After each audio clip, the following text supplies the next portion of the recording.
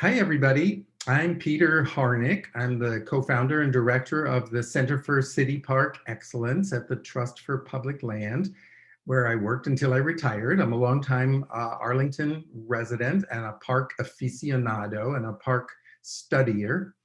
So we're going to do a 4-session learning experience through Encore Learning about parks and about city parks. Even though national parks are more famous, city parks is where most of us spend most of our time, toddling as babies, competing as children, hanging out as teens, courting, bringing families, taking visitors, and sitting on benches when we're exhausted.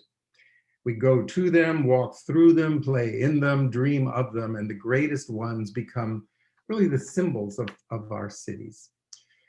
So creating a park, well, every aspect of parks is a lot more difficult than people normally think. Creating them is more difficult, operating them is more difficult, and there's a lot going on behind the scenes, which we'll be talking about. And we're going to be looking at both the physical development of parks and also the behind the scenes coalition building and politics that undergird a successful campaign for parks. We're going to start off talking about what is a park and what makes for a good park, or what's the difference between a city park and a country park, and what makes for a good city park system as well. What kind of competition are parks facing when people consider whether to spend their tax money on parks or on something else? How much parkland should a city have?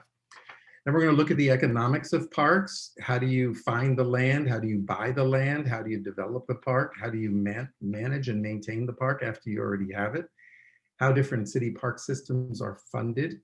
And can you share the costs with other agencies that also benefit from parkland and from conservation? How city parks provide economic value to cities. City parks are actually two-way streets. They cost money, but they also provide value to cities. We're going to look at how to make better use of the existing parkland. Are we getting the greatest value out of our existing land, or can we do a better job of that by maybe reducing roadways or eliminating some parking lots, or sharing land with schoolyards, or sharing land even with cemeteries, stream and river corridors.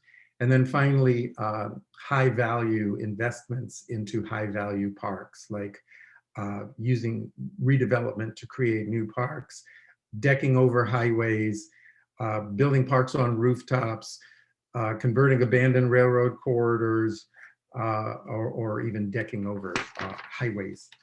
The book that I wrote about this is Urban Green, and this will be a textbook that we can use with it. It's not required reading. I'll be working off of this book, but it'll be helpful, I think, for some people who like to read that way. And the class will be very open and participatory. I'll give some lectures and we'll throw it open for conversations and discussions. So I hope you'll join me and learn about Parks for Arlington. Thank you.